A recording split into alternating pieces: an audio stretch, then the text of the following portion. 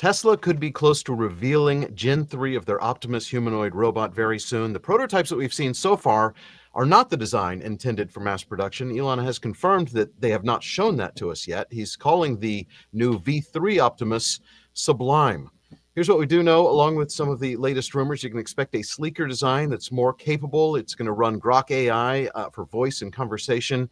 It might be able to handle thousands of useful tasks at launch, and it could even go into mass production as soon as next year, at least according to Elon. What we don't know is how much it can actually do without human help, how much it's going to cost, and if 2026 is at all realistic, or if that's just another Elon timeline fantasy with reality coming years later. Elon does seem to be fully back into work mode at Tesla, and he's way more into robots than cars at this point, even though Tesla just announced that they delivered more EVs last quarter than it has at any prior quarter ever. Elon says that Optimus will be more valuable than everything else Tesla does combined. Wall Street seems to like that story. Tesla stock has nearly doubled in the past 6 months. And today on Dumb Money, we're going to tell you how we're playing Tesla and how Optimus Gen 3 could change everything. This is Dumb Money Live. Hey there, Dave here along with Chris and Jordan. We are Dumb Money. Welcome to Dumb Money Live. Quick reminder, if you don't mind, smash the like button for the almighty algorithm. It really does help other people find the show. Chris, Jordan, again, Tesla is my largest holding now that the stock is up so much. And Chris, I know you've been holding off on going all in on Tesla with your leveraged play. You keep saying it's close. You've been waiting for Optimus to come closer to reality. So inquiring minds want to know this morning, is now that moment for you? Well, Optimus did come to reality, Optimus 2, and it sucked. But that aside, that's in the past, right? And that's been probably the I guess, disappointing story of 2025. But Optimus 2 it's a prototype. It's not an Optimus 2.5, which we've also seen is a prototype. So we don't know yet what Optimus 3 is going to be. Cool, correct. And that's what the storyline is all about, right? Tesla had massive first mover advantage here. This is what we've been talking about for 2.5 years as it relates to generalized robotics and humanoids specifically. And we had a pretty big thesis we put out a couple years ago that this could easily be a $10 trillion sector of Tesla if the company simply executes. Over the course of that period, Elon got aggressively involved in politics, as we all know. He got spread really thin. He was massively distracted over the past year. And I think the one division that paid the price for that more than anything else was Optimus, which of course we now know, as we said 2 years ago, is the only division that really, really matters long term. And Elon has come out himself and said it's 80% of the value of Tesla will be Optimus. So, very disappointed in the progress of Optimus 2. We were aware of some of the issues they've been having all year, the approach, the aggressiveness into sim training alone, that very few of us that are deep into this sector thought would work out for them, and it hasn't. So now Elon's back. Now Elon seems to not be distracted. Elon has essentially publicly come out and stated that the entire future of Tesla is pinned on the success of Optimus. We now know that going forward, auto sales are going to be a headwind for Tesla, especially in the United States, due to the headwinds of not having a tax rebate, right? They lost that $7,500 tax rebate. So they had a huge quarter in orders, as we all expected. Maybe a lot of that was because of the expiring of that EV tax credit. So you're exactly correct. Now they did finally start to see a bit of a turnaround in Europe, where the tax credit is not applicable. So that's a slight positive. But I think Elon knows he can no longer count on auto, and auto is more likely than not to be a negative storyline for the company going forward. Even robotaxi, I think we're seeing that, but getting getting to that last mile here on robotaxi. Might be 6 months, might be 2 years and 6 months. Still nobody knows. As investors, we really can't count on it. But everything is oriented towards Optimus from this point forward. Everything is oriented towards Optimus. We know it. Elon knows it. The market now knows it. He's in a corner. Elon is in a corner. And the one piece of intel that I do have is that Elon has gone all in internally. He is spearheading the project himself now. It's probably part of the reason why we saw 3 of the most senior leaders on the Optimus team, the head of Optimus AI, the head of hardware, and the head of their hand division all leave the company over the past few months because they probably were not game to sleep on the floor, from now until whenever. But the company is laser focused on it. So if you take a look at the November 6th shareholder meeting invite, what do you see on the invite, Dave? I will show it to you if I can figure out where it is. There it is. There it is. Okay. It is the as yet unrevealed V3. It has to be the V3 that they've pixelated so that we can't see exactly what it looks like, but it looks pretty much like V2 and V2.5. But that is definitely confirmation that they're going to be showing or talking about or perhaps revealing V3 at the shareholder event. I could say one thing with confidence, and that I do not expect Tesla or Elon to be rolling out any form of V2 at the shareholder event. That is not a bot that he's proud of. Any form of what? What did you just say? Of Optimus V2 at the shareholder meeting. It's not a bot. That bot is essentially dead. Okay. So the fact that he has a digitized photograph of Optimus on the shareholder invite, and the fact that I know that there's essentially zero chance he's rolling out some 2 or 2.5 tells me that Optimus 3 is highly likely to be revealed on November 6th. This is the pinnacle moment for Tesla. This might be the most important moment in the company's history on November 6th. On November 6th, we will see what Elon believes will be the entire future of Tesla with Optimus 3. There's been reports that he has been aligning supply chain for production in 2026. And this is where I want to state very clearly that there are 2 ways to look at this. There is reality and there's the Elon Tesla distortion field, which quite honestly matters more than anything else when it comes to Tesla. This is the concept of generalized robotics and humanoids. As much as I personally believe in it with 100% certainty, it is a blue sky sector that the world is still on the fence with. Okay, you cannot prove it or disprove it right now. What we do know is some of the biggest tech leaders in the world and some of the largest countries in the world, China, have basically said they're going all in on this. This is the future of their country. We know that Zuck at Meta is building out a humanoid division. We know that Sam Altman at OpenAI is building out a humanoid division. We know that Apple is building out a humanoid division. We know that Amazon is building out a humanoid division. We've seen, we talk extensively about the partnerships that Google has with one of our favorite companies, Apptronic, to essentially go big into humanoids. So we've seen Jensen talk about humanoids being the biggest thing to happen in tech for the next, 10 to 20 years. And it's about half of everything that he talks about at NVIDIA. So this is potentially massive. This is potentially the biggest thing that we have ever seen in our lifetime. And Tesla is about to show its cards, we believe, on November 6th. So, am I putting on my big trade? To an extent, yes. Do I believe that what he unveils on November 6th will be a truly scalable, production-ready, game-changing bot that is meaningfully more capable of what I'm seeing from other companies in the space? I don't know.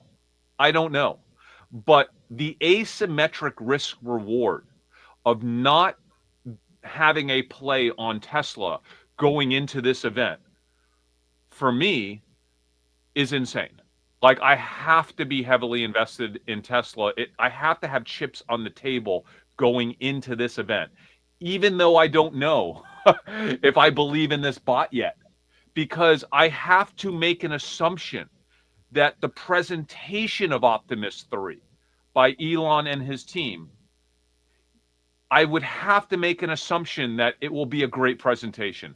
I have to make an assumption that after Elon told us that this is 80% of the company, that this is the biggest thing that Tesla will ever do, that he is going to put on a show to attempt to make the world believe that this is the biggest thing ever, right? Okay, well, I will remind you, though, as much as they like to put on a show, I feel like Tesla does a terrible job of putting that presentation together. I feel like every time they try to do a big event, it just falls flat. Do you think he's going to throw like a metal cue ball at the robot again? Yeah, just don't throw anything at it. Although he has basically said it's impossible to knock over. We've seen the prototype version, being kicked and things like that. Yeah.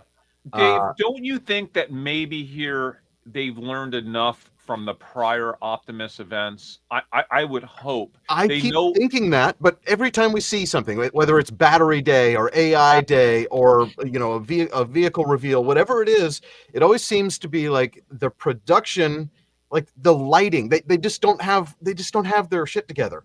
Like when he's on stage and with a microphone, and they don't have a spotlight on him, and it's like, okay, well, we can't see anything. And it's like they need to hire Apple to do their events. I completely agree with you there, which is why, in part, I think there is downside risk holding through the event. I believe there is massive upside potential holding through the event. I think the risk reward is somewhat asymmetrical. The trade I like most is holding a position going into the event. How much of that position to hold through the event is a bit of a question mark. When to actually put that position on is also a bit of a question mark. How much of that position do you put on yesterday, today, Monday, next week? How much of that position do you wait until we get maybe a bit closer to the event when the hype cycle starts and the leaks start? Let's just say this would be the first. Let's say this is the first hype leak going into the event today with this episode, but I suspect that we will see a lot more of it as we get closer to November 6th. It's over a month away, and this is, again, I think this is the most important moment in the company's history, at least for me as an investor. I just wonder if, as an investor, like, you're getting in too late. I was in for the 6 months running up and doubling of Tesla stock. I did not have a leveraged, crazy option play, but just in stock. Is it that this announcement and seeing this image was this is the dissemination of news? This is where, as a social arb trader, you should be like closing your position. So Dave, if we look at the last 6 months, well, first of all, for me, I would have lost a lot of money if I had all my money in Tesla last 6 months, because my total portfolio is up a lot more than 100% the last 6 months. But well, I'm saying if you had done a leveraged play, if you've done a heavily leveraged options bet, in addition to all the other crazy options you were winning on. Agreed. So if you look at why Tesla's gone up over the past few months, we know the narrative, right? The narrative has mostly not been Optimus, right? There's a narrative around Elon leaving politics. There's a narrative around the compensation package, right? The Elon Musk stock buy, I think, was a big. The stock buy was a huge moment. Finally, we're getting some robo-taxi rollout, even though it's not fully, it's not fully driverless yet. So there's been a lot of positive momentum around the stock. And then, of course, I think everybody loaded into the stock knowing the numbers were going to be great, and then obviously sold off to some extent on the auto numbers this quarter. On the news, so yep. That's not a big the last 2 days secret. it's been down a little bit. Yes, as it relates to Optimus, the thesis on Optimus is if Optimus actually is as good as people think it might be, if this sector is as big as people think it might be, we're talking about a division of Tesla that is potentially worth trillions and trillions of dollars here, right? So there's certainly meaningful upside on the Optimus trade, but the market has to assess the degree to which they believe Elon and his team can truly be at the top of the food chain of generalized robotics and humanoids. That is still certainly a question mark right now. And November 6th is the company's chance to answer that question. Now, it's not necessarily like this is the end robot here for the next 10 years. It's can they impress us enough on November 6th to make us believe that Tesla will be the number one or worst case number two generalized robotics company in the world when we're about to head into a decatrillion-dollar market of generalized robotics over the next 25 Yeah, well, to I think 30 that's the years. question, right? Because you've got a company that has the scale to be able to scale up these humanoid robots. They've got the supply chain in place. They understand sourcing materials. They understand sourcing parts, batteries, CPUs, all these things, GPUs. They've got the logistics to actually handle a rollout like that. Do they have the tech? They do. And Jordan, I've always said, because obviously I work with a lot of investors in this sector, and they always ask me, like, how many winners will there be and what will Tesla's role be? And I always tell them, listen, it's Tesla's game to lose in terms of being a top three player in the space. But I do believe that the majority of companies in the world are likely reluctant for various reasons to go all in on just Tesla robots in terms of commercial and industrial use, right? For various reasons. Some of them competitive if they're automotive manufacturers, right? Some of them due to varying degrees of politics or not wanting to work with Elon for various reasons. I also believe in terms of the consumer space, certainly you can make a strong argument that 2/3 of the world will never have a Tesla robot in their home for various reasons, right? Political, anti-Elon. So this will never be a sector where Elon takes all. That's just like an impossibility, especially when you have every major big tech player. I just still think it's way too early to worry about what consumers are going to do with robots when there's a huge industrial use for robots sitting right at the front.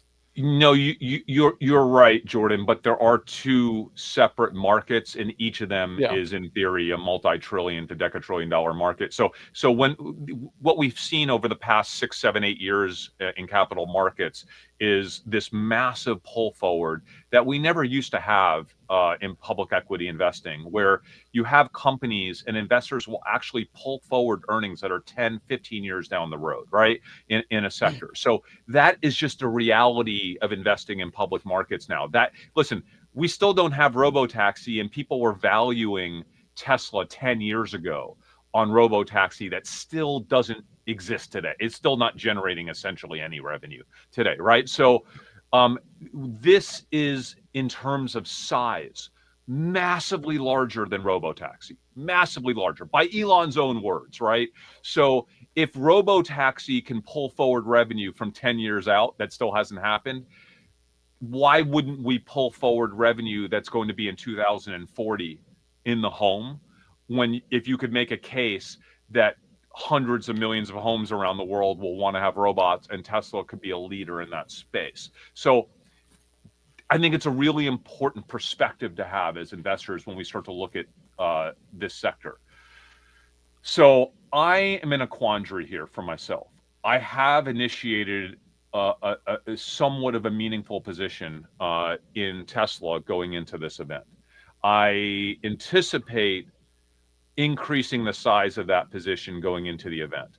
I do not know how much of that position I want to hold through the event. Please don't anyone ask me what options are you buying, when are you exiting. I might exit the entire thing in 10 minutes.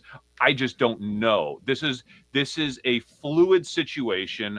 I'm continuing to surface new information on a daily basis. As you all know, it's a trade I've been preparing for years. So I don't know exactly how I'm going to trade it, but I wanted to share this with our community because we've been talking about it for years. And I felt that I owed it to the community to say, hey, you've been waiting, you've been wanting to know. Well, this is the time. I feel like this is a pinnacle moment. There will be more than one moment.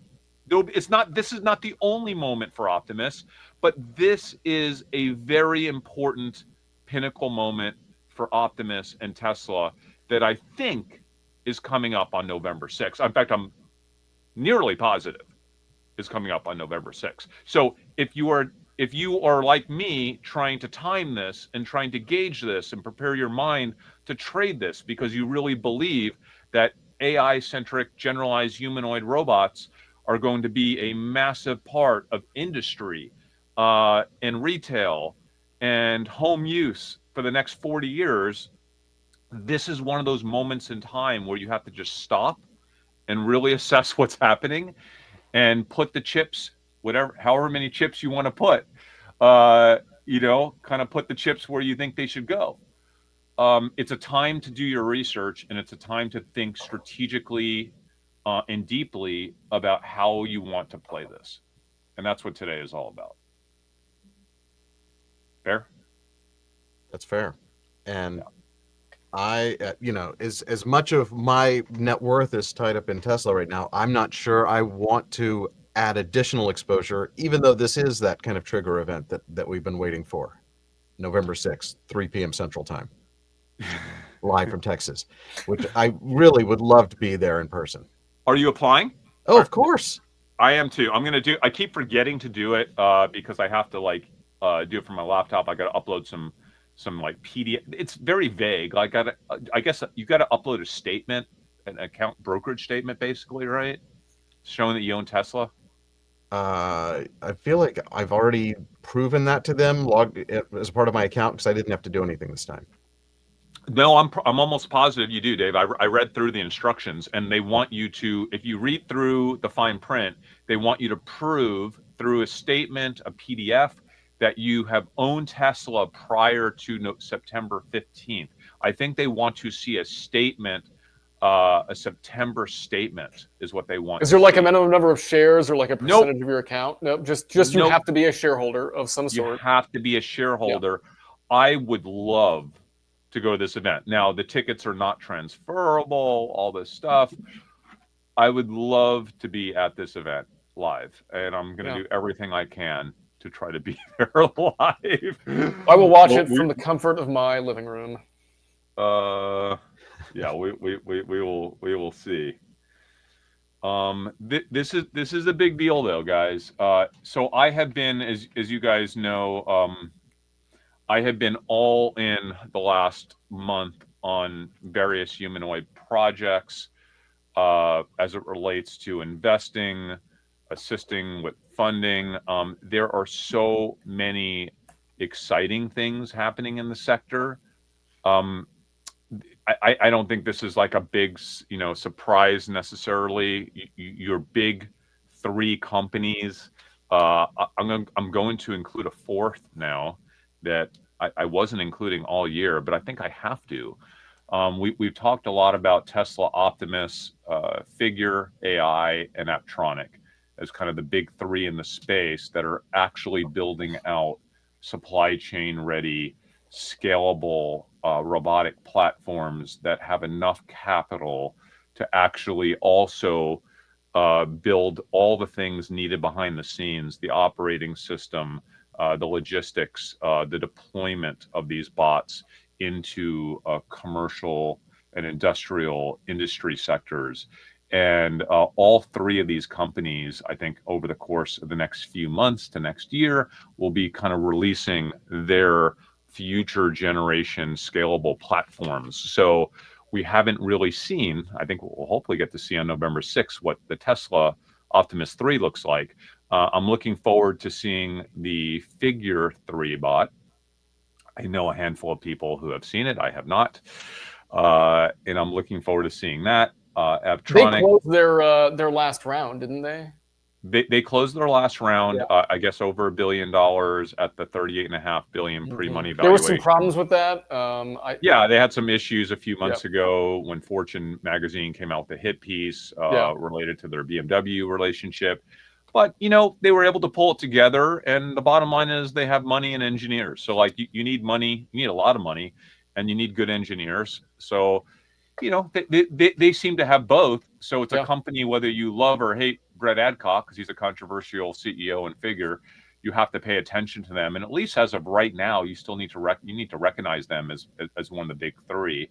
I'm going to add a fourth because it started to become, you know, semi-public knowledge over the course of the past few weeks that 1X out of Norway, which is relocating the company to San Francisco. This is the really funky, you can call it like a soft robot. It's a robot that works off of tendon drives. So instead of having like traditional endo or exoskeleton that's made out of like metal and has regular actuators, they have more of a soft skin and they have actual tendons going throughout the robot. It's a highly controversial architecture for a generalized robot.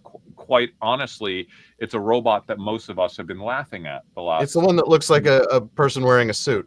Yes, but information is breaking that they are raising this round. It was in the press, so I'm not like, you know, sharing anything I shouldn't, but that they're raising like $1 billion at a $10 billion post-money valuation. So, you know, my sources tell me that they actually really do have leads for that round. So at least the lead investors are real. I won't kind of disclose what I know about that, but they actually have real lead investors. So listen, I have no clue. I debate their architecture all the time in terms of their tendon drives.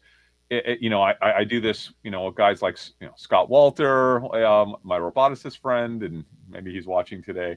But I don't know if it's a viable platform. But what I do know, I have a lot of opinions on it, but what I do know is now that it looks like they're getting some real money.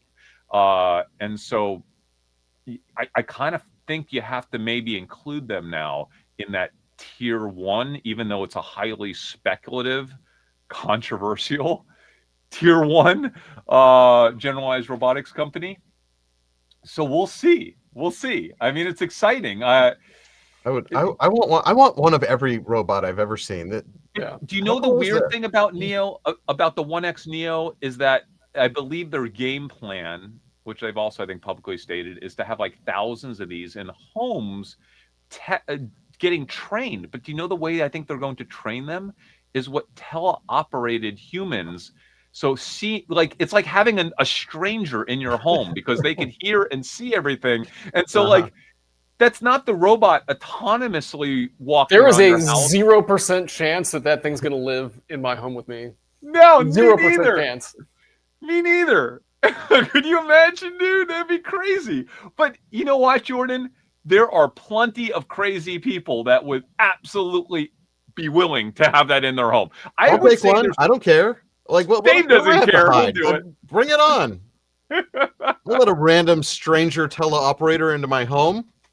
I can't even. Hard pass. 0 chance in my home. But okay, so Tim Bowman made a couple of funny comments. I just want to.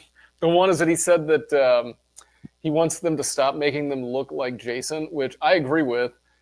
He wants the one from the Jetsons. I want Vicky, the Small Wonder. That's a robot that I want. Yes, Dave. Dave knows what I'm talking about. I just froze time. Oh my goodness. Do you know why that the Small Wonder show? By the way, this is totally unrelated, but it is robots. You know why that show is not in reruns? No, because the theme song was an actual song, and they can't afford the rights to the theme song. Oh, really? She's a small wonder. That song? Hang a claw from a star. Yeah. You know. Dave, do you know what? By the way, I love that show too. The episode of 90210 that I played on 2 characters, my famous double character episode that I was on, that episode had a music rights issue, and when I look for it on the streaming, it's They pulled it. They gone. pulled it from streaming. Gone. Yeah. Thank goodness I have the DVD in my house. But otherwise, nobody would believe me. Did you know? Oh, by the way, 90210 news. I saw this on the Today Show this morning. I think it's like the 30th anniversary. They're re-releasing it all in like 4K resolution. They took all the old footage and Oh, I don't know, 90210? rescanned it. Gosh. But not the episodes they don't have the stupid music rights to. Like that is so upsetting to me. I can't believe you were two characters in the same episode. You were guy at beach pointing, and you were guy in back of restaurant getting mad at someone. That was a featured extra role, just the restaurant feature character. Featured extra. Just so you know, controversial, but I potentially should have had a SAG card from that role there because they did feature me. You know the whole story. I don't have to repeat it here. It's a big deal in my life. At that moment, it was the best moment of my life because you know how much I love 90210. It was the biggest thing you'd ever done at that point in your life. Yes, it was. Yes, it was. In the background. It's still top 5. 90210. It's still top 5. Okay, so anyway, this is it. I like the risk reward going into this event. I just don't know what the best entry point is. Does Tesla fall $50 or $60 more between now and then? I don't know. Who knows? But I do like the risk reward of going into that event, and I'm highly likely to hold a chunk of that position. What's that date, Chris? Early November? Is it?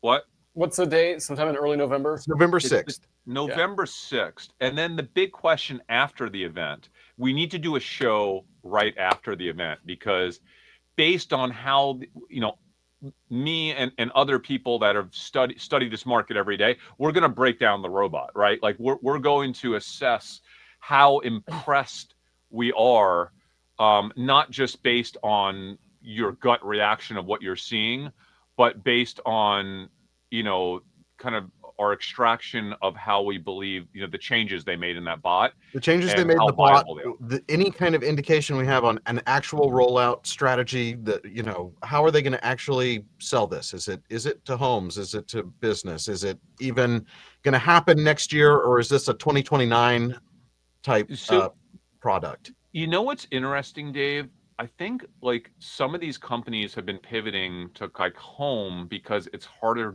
to disprove home because you have a much longer runway, right? And so you don't have to show contracts for the home. And to some extent, you know, you could even pre-sell home orders, and Elon might try to do that and say like, look, we just sold $5 billion of robots in orders that they could take 7 years to deliver. Yeah. You know, well, and we know Elon. That's kind of like the Tesla game plan is pre-selling, put your $100 deposit, $500 deposit, and then it could be years before a product ever happens. Or should we make that prediction first, right here? Happen? We're going to they will take orders. It's probably not during the shareholder event, but they will take orders the day that they do a product reveal. They'll take orders, and I think there's a great betting market play on over and under 2 years from the date that they put that pre-sale order form on the website. Haven't some people been waiting put money down on the Roadster like 7 years ago and are still waiting for it right now? I'm pretty sure. So I agree with Jordan here. The RAS rate, robot as a service rate, to deploy these for commercial and industrial use is so high. It's kind of in the range of $100,000 per year per bot, believe it or not, because the bots are being priced based on their human equivalent. Yeah, that's the biggest thing. You've got you can compare it relatively to human labor, right? Yes. And so if you come in under human labor, all in costs, healthcare, all the factors, then it's an easy mathematic decision to make. Yes, for people that are listening to us for the first time talk about robots, a very brief robot investor 101 KPIs to be aware of. Hours between faults is probably one of the biggest KPIs. So what we want to know is how many hundreds or how many thousands of hours can the robot perform a commercial job without having a fault. The other KPI is the task completion rate.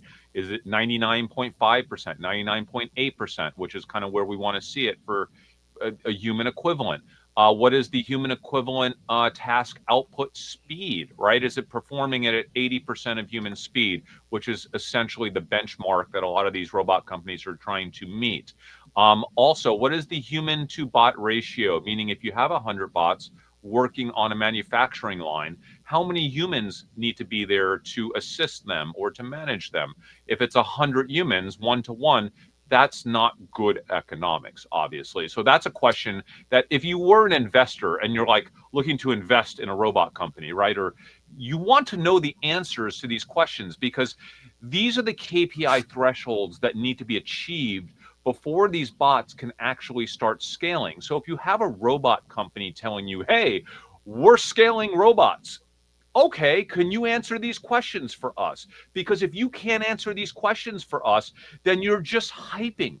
You're just hyping. Okay. So until a company can answer those questions for me, I do not believe that they have a scalable robot platform.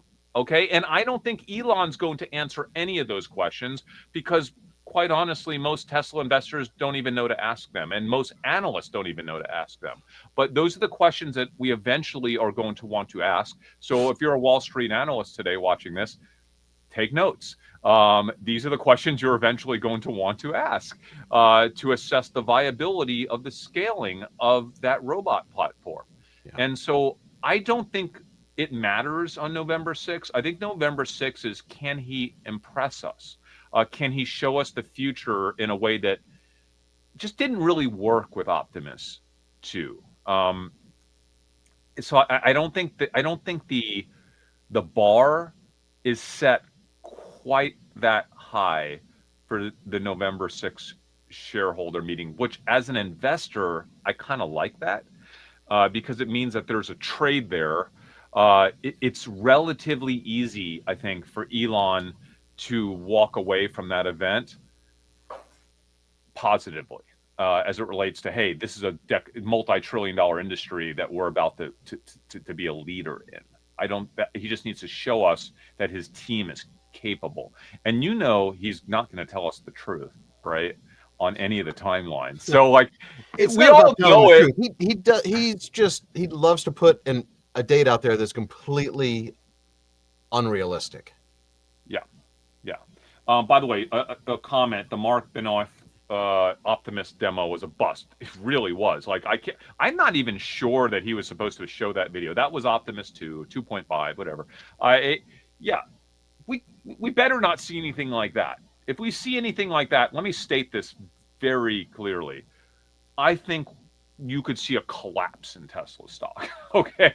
So if Optimus is ultimately a bust, watch out below, because if Optimus does not perform, I don't even know what the floor is on Tesla stock, quite honestly. We all know whatever car companies trade at, right? Maybe a little premium for their FSD. A little premium for robo-taxi if and when that eventually materializes. Mm-hmm. But certainly you can't make a case for it in the trillions of dollars.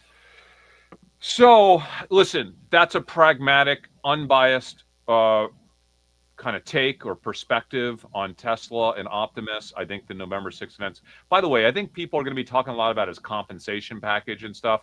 But I think the most important piece as it relates to his comp package on November 6th, because that's like the final vote. Are they going to release? Is that day? Do they release the results of the vote on November 6th? I think they might. They probably, if technically they can tabulate votes taken on site in addition to ones done online, I would think that they would. But Dave, this is why the meeting is so important, because Elon's coming into this super controversial compensation vote. right? He has to prove to shareholders that Tesla is worth it, that they need him, right? All this stuff. And he's already told everyone, this is our future. This is everything. He Yep. can't screw this up. So I think as like an investor or a speculator, you do have to make an assumption that he's not going to screw up the event, at least, right? Like for me, I like the risk reward. I know you said he's screwed up so many events, and he has. But it's not a product launch event. This is a financial event, and this will be, he'll be on a stage with a microphone, big room of people. Like we've seen this event happen before. They will have a demonstration, just like when they gave factory tours. They've done all sorts of things. So they'll have, I would imagine they'll have V3 on display, but it's not a product event. I know it's not a product event, but I think that works in your favor, because if it is a product event, the expectations are meaningfully higher, right? So because it's not a product event, his ability to demonstrate anything and just show it off in the best light, he gets to talk to the future. He gets to put out all these wild projections. And then he gets to show you this thing that, again, we'll see. I do want to remind everybody that my favorite Tesla moment ever was people in Optimus suits. That was amazing. Yes, dancing around in Optimus suits. Do you know what? Hey, random. Which can I just iPhone say color are we one getting this thing? year? Should we go with the orange or should we get the silver? What are you talking about? The new I need to order my iPhone, and I can't decide if I want orange, because I always get the special color of the year. You obviously have to get orange. Like, is that even like a? Yeah, the orange is dope. Yeah, like that's not even a debate. That's all I need to know.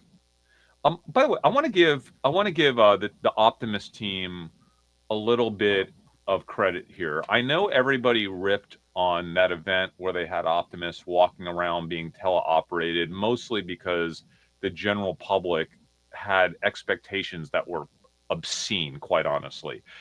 Do you understand how unbelievably challenging and impressive it was that Tesla actually had Optimus that close to people at that point in time? Yeah.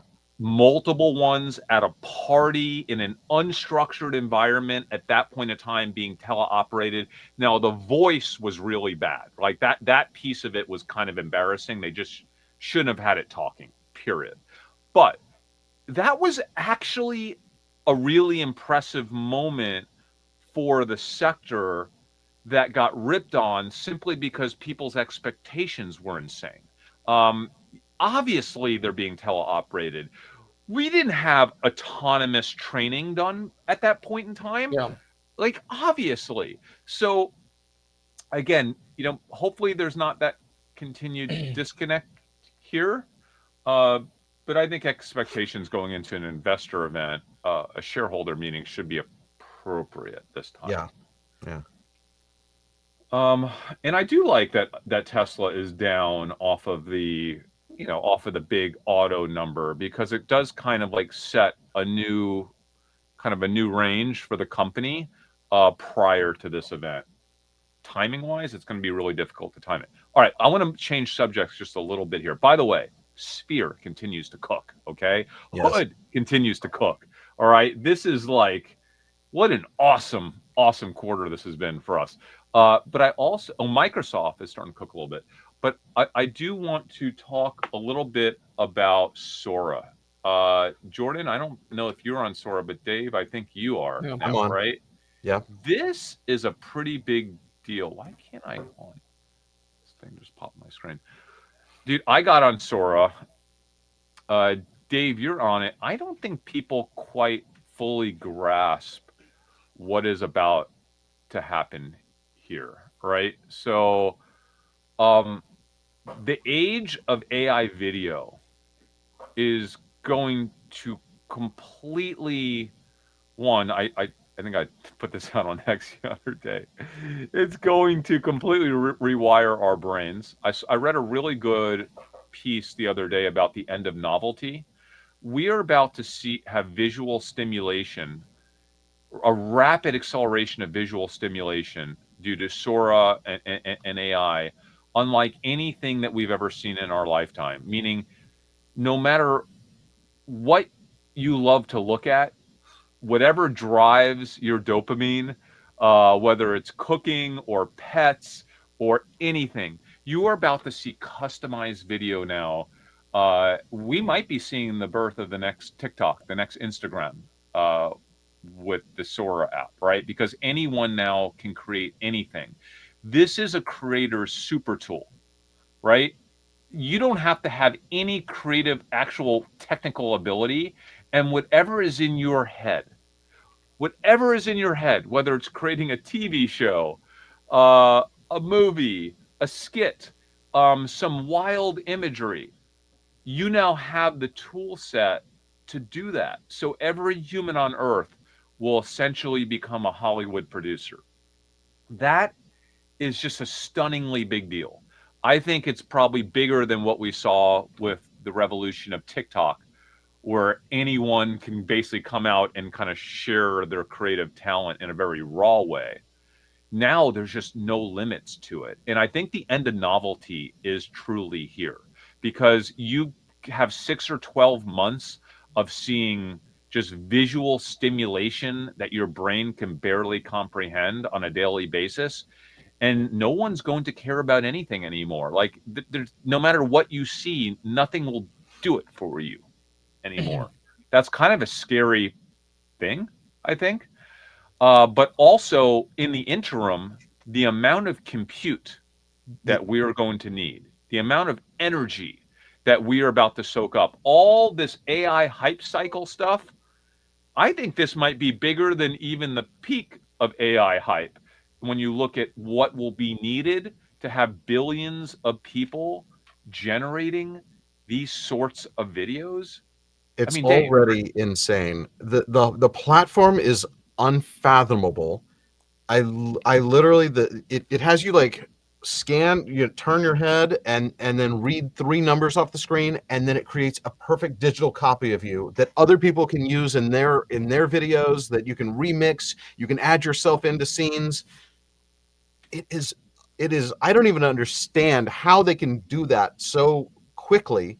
And these videos, they're short videos, but they're multi angles, and you don't, it's not like you upload a script, you just give it an idea and it does it. It just creates a viral video out of nothing. guys, this is the number 2 app in the world right now.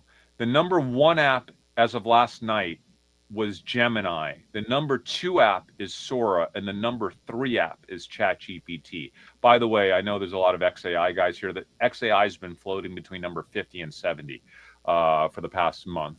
So this is the next, it looks to be the next big thing. This is a moment in time. This is like the creation of Instagram or the creation of TikTok.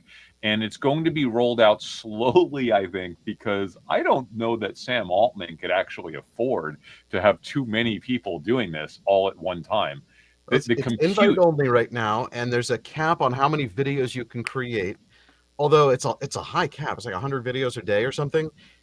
I've only made like 5 videos, and I haven't published any of them because it's just like, oh, these are just cringy. But when you get into the doom scrolling on there, it's just nothing is real, and your brain just doesn't quite get that nothing is real, but you're kind of expecting it to be because it looks so real.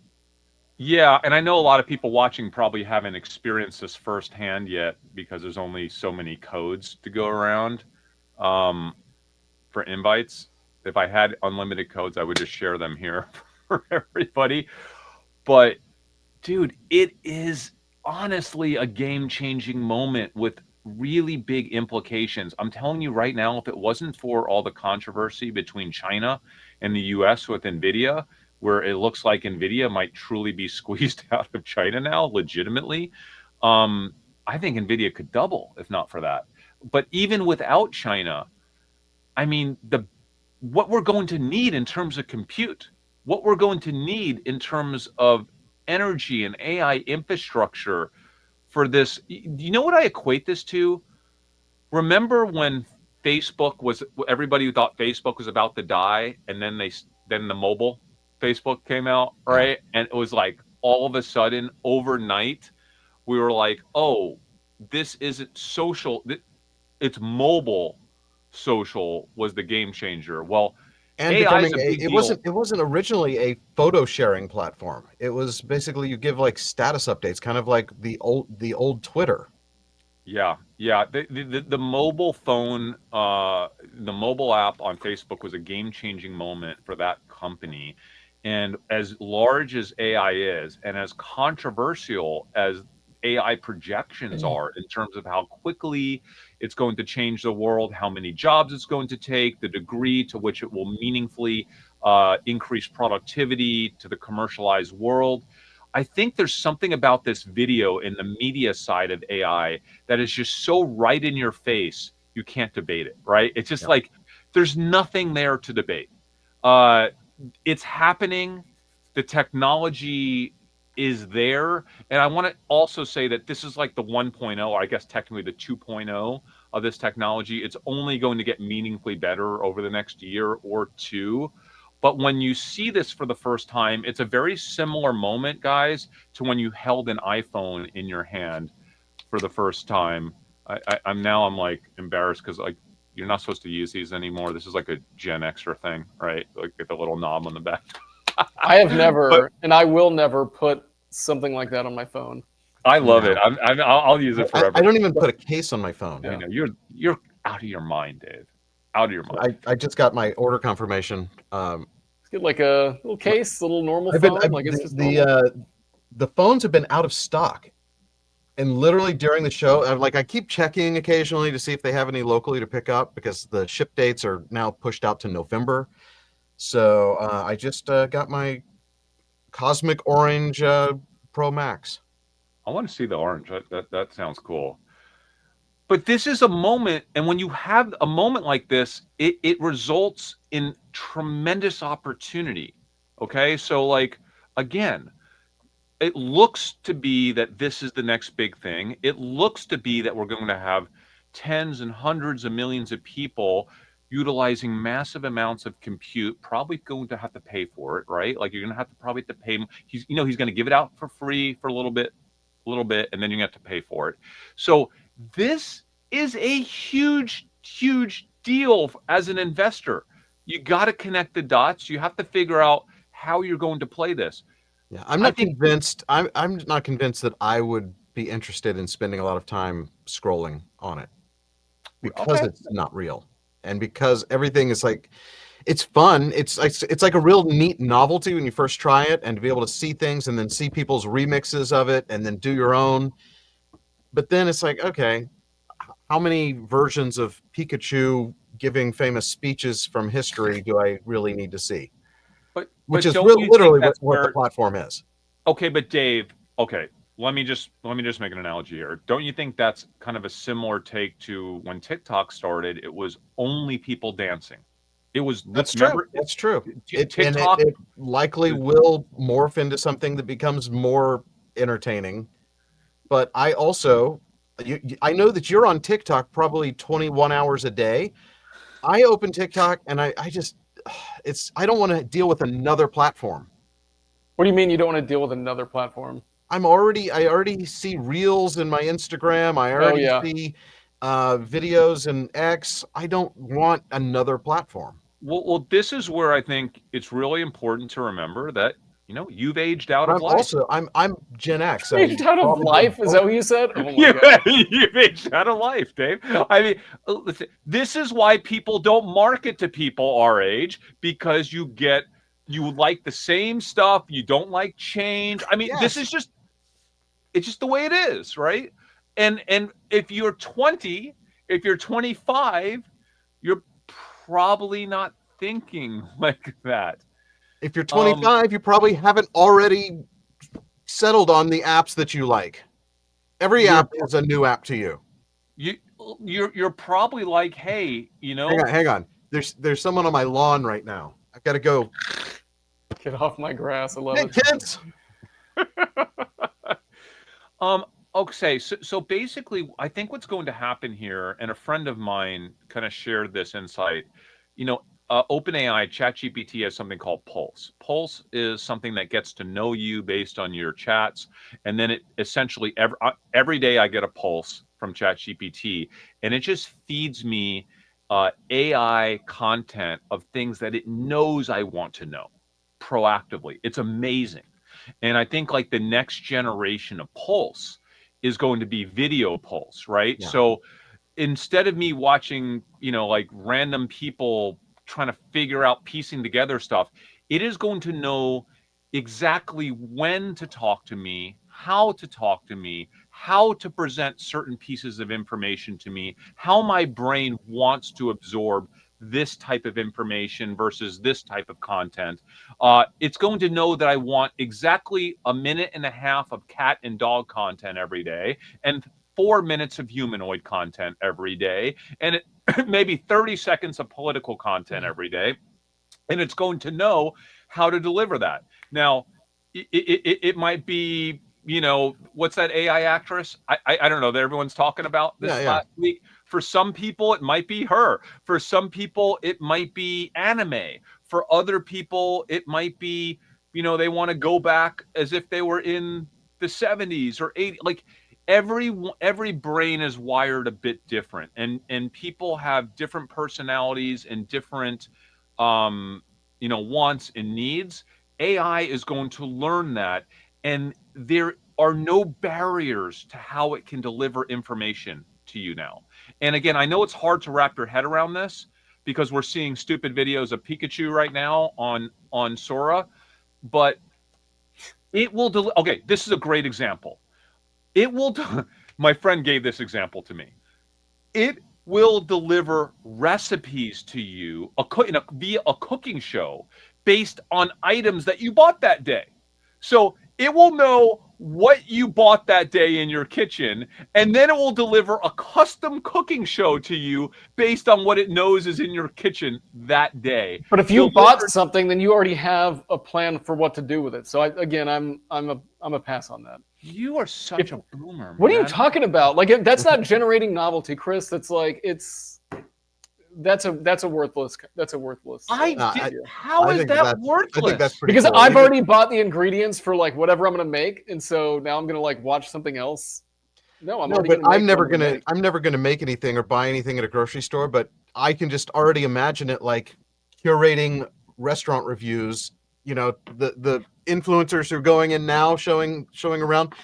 It won't need that. It will just generate it for me. And can I give you the perfect example? What I'm in the mood for, and I'm going to give you the perfect. How far I'm willing to drive. I'll give you the perfect example because this literally just happened to me. I was in Austin. By the way, I went to a place called Red Ash. Phenomenal Italian. I think it's got to be the best Italian food in the state of Texas. I also went to a place called Jeffrey's. But when I went to Red Ash, I was like, I want to know what to order. I didn't want to read Yelp reviews.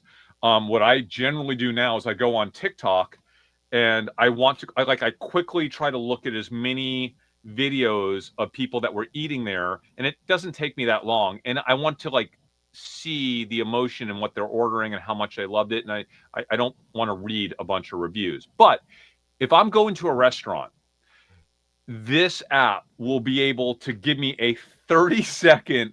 It will aggregate all the videos, all the views, all the reviews, everything. And it knows already what I like. It'll be like, Chris, I know you like ordering bruschetta. Like, we know that these are your 8 favorite dishes. They happen to have one of those at this restaurant. And it will show it to me, and it will like pitch me in 20 or 30 seconds exactly everything that I would want to know before I step foot into that restaurant. I don't need to preview a menu because 80% of the stuff on that menu, it already knows I'm not going to be interested in. So in 30 seconds, it will prep me for my experience in a way that I want to be prepped.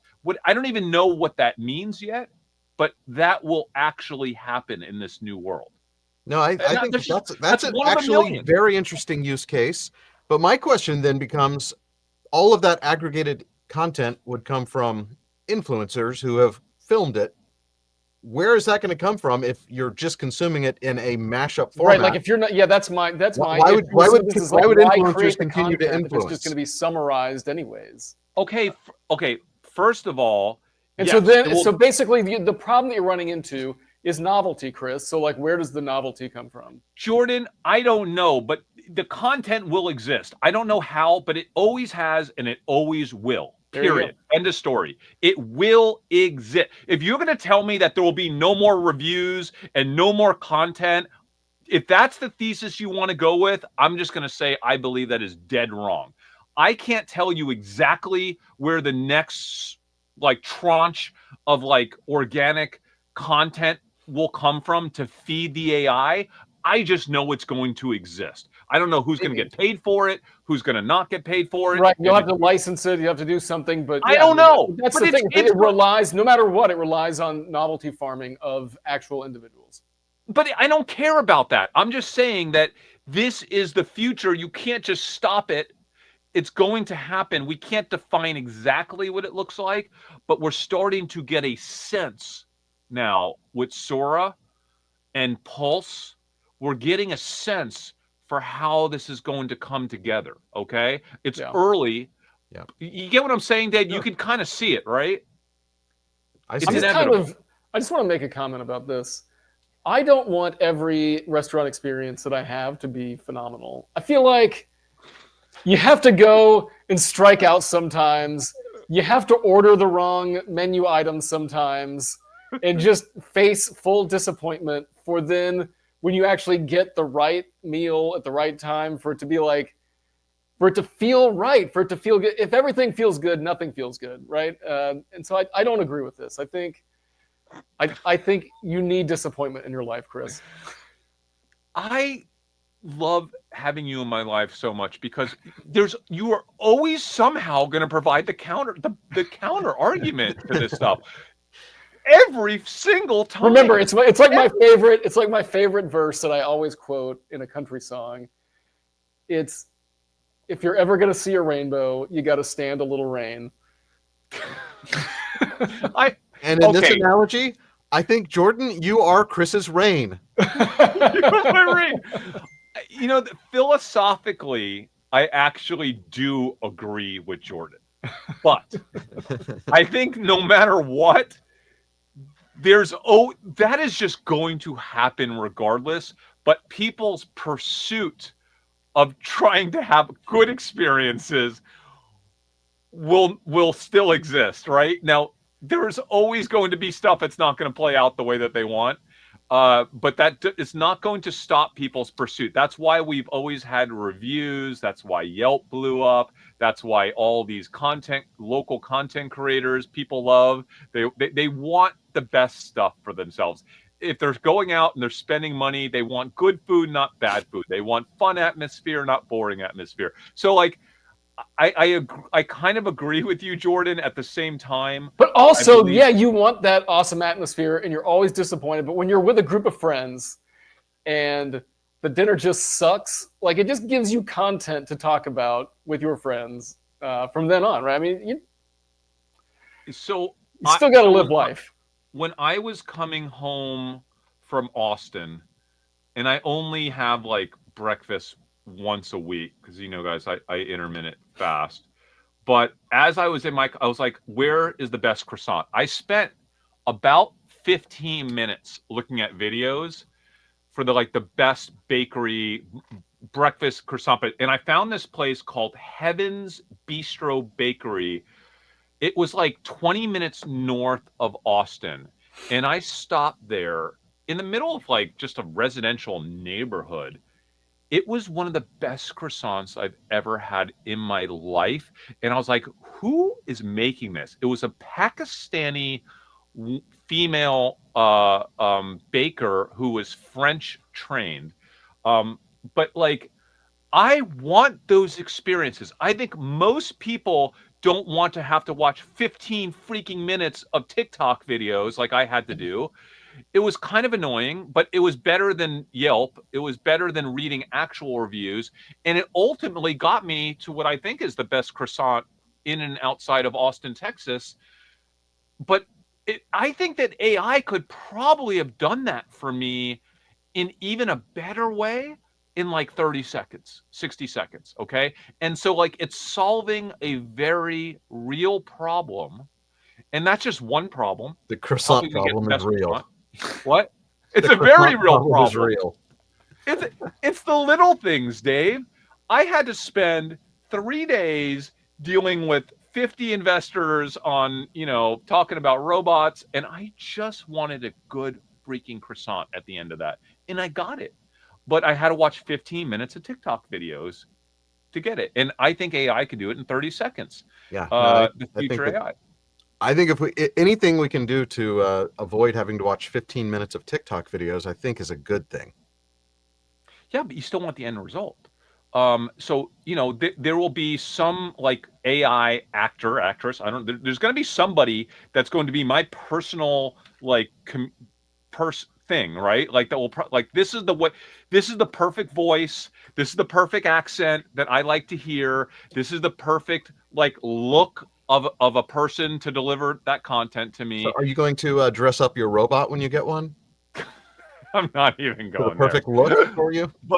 But every human is going to have some form of preferred delivery mechanism, and AI is going to figure what that's going to be for each of us. I can't wait to see what it is for Jordan. I actually kind of think I want it know. to write me a letter, mail it, and then I open it with my letter opener.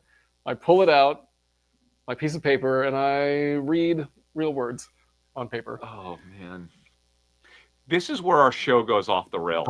I'm sure that's actually possible. Every time. Anyway, Jordan needs the analog version of AI, where it mails something. And You remember that we had a delivers to friend his that did house. this, right? They had like the Instagram for like real notes or whatever, and it would like mail people stuff. Yeah. um, How's your fax machine working?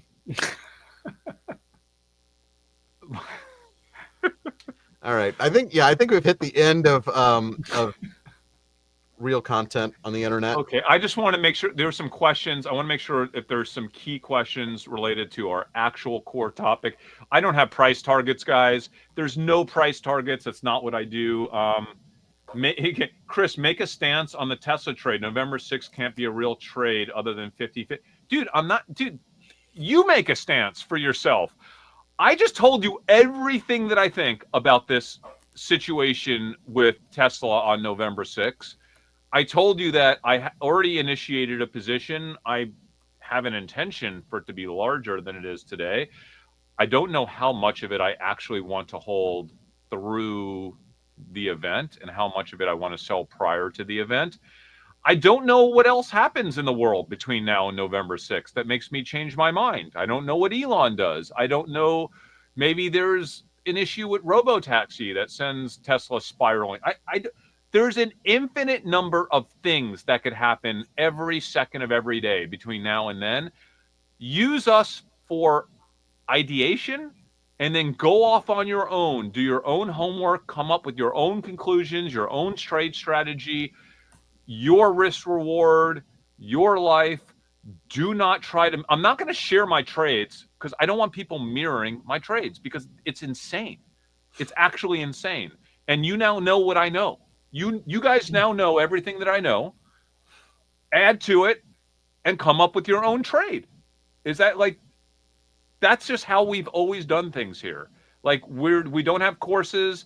We don't like want people to like trade exactly what we trade. I am sure that there are figuring people out the ideas. I bet there are people that will nail this trade way better than me, that are watching today. All right, what is that? I think they were saying that what you're saying is great. It's a great answer when you're figuring out a trade. Right. Arb opportunity for any energy providers. Oh, did you see this? Oh my gosh. Did you see this story? This company that just IPO'd, this nuclear company in West Texas. Yes. Rick Perry's son. I was with people that know those guys yesterday. that started that company or that funded that company millions of dollars to billions, millions to billions in like 7 months. What? What? Because I saw someone mention the energy trade. Listen, I Yeah, what was really that do. company? And they're pre-revenue even. I just invested in another small nuclear reactor company this last week through a friend. I don't know the name of the company. I didn't look at the data room. I know nothing about them at all, other than they were partially vetted by the co-founder and CTO of another nuclear company that I also invested in a while ago, and supposedly these guys are legit. So these small these small modular nuclear reactor companies that are private are all trading in like the hundreds of millions of dollars valuation range right now. There's like half a dozen of them, maybe a few more. Everybody's kind of like on the same timeline of like bringing these reactors online between 2028 and 2030. So the thesis here is that nuclear is a thing, and that these companies, as they go public, obviously, will be worth some meaningful multiple of these valuations. So not everyone here is a qualified or accredited investor. So not everyone watching can actually invest in these companies, but certainly there are so many secondary marketplaces right now that, if you want to do your own homework, if you want to research this stuff, I do like the sector privately, not necessarily publicly, because these public companies like Oklo, they've spun out of control. Like, it's too expensive for me. Yeah. It's not. I like the ARB trade from private to public in nuclear, because I think there's going to be this window where a bunch of these go public, and I don't know that they'll all be $19 billion, $20 billion like Oklo, wherever it's trading now. But I feel like the move from hundreds of millions to billions, just because they're public, Yeah. and because this will be like a sector that forms. Well, a sector that And, like, forms, and we know that there's energy demand that's coming up with the rise of AI and robotics. So yes. So also, as it relates to energy, one of my friends who is really smart has had for many, many months a really aggressive position and thesis on Bloom Energy, which obviously has worked out for him the past few months. He made me invest. I invested. I'm so happy for it. But Bloom Energy is kind of one of the other, like, obvious, because I guess, in short, the thesis is, and he put his thesis on LinkedIn. I could kind of list it somewhere here, but the thesis is that they could spin up energy for these data centers like quicker than anyone else. It's like natural gas or something like that, but they have some sort of ability to spin up energy quickly for data center use. So, and they just got a new contract this week, and the stock blew up again this last week. They continue to get these data center contracts. So it's a kind of a controversial company, Bloom Energy, but I do have a position in them as well. Anything else? That's all I got on the energy stuff. Quantum. What do you guys think about quantum computers? So controversial. I don't even want to think about it. Is it? I have no idea. I have no idea.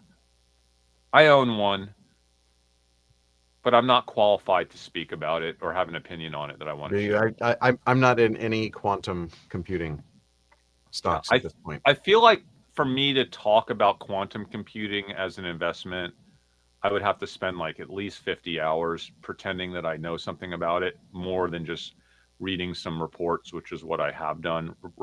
I probably spent 5 or 6 hours researching it, which is, I'm more confused after that research than I was going into the research. Jordan, you probably know more than me and Dave put together on this. What is your gut view on quantum computing? There were some breakthroughs this week at Harvard where they were able to now get a quantum computer to run for multiple hours straight. They think they can run it for 6 hours, and they think they have some technology to where they could theoretically run a quantum computer continuously, which I guess was like one of the biggest challenges for quantum computing, because they usually would only run for a few seconds or something like that.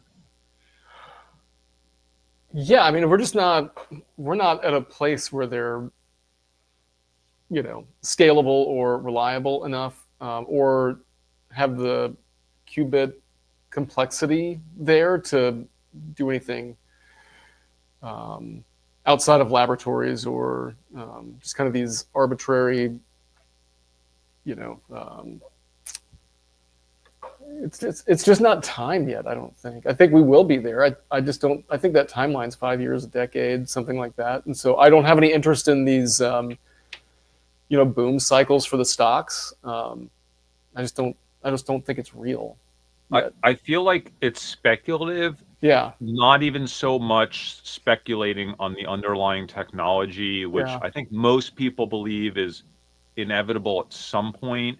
It's more speculating on how investors will treat some of these stocks in the 3 to 7 years it takes to get to a more viable, commercially viable technology. So will investors continue to support the stocks and pump them and hype them, or I will just there think we're in be... a pump, like people want to pump stuff, and we're in this place in the market right now where it's just so easy to pump something and then ride, that big wave. And so that's what I see that's happening right now.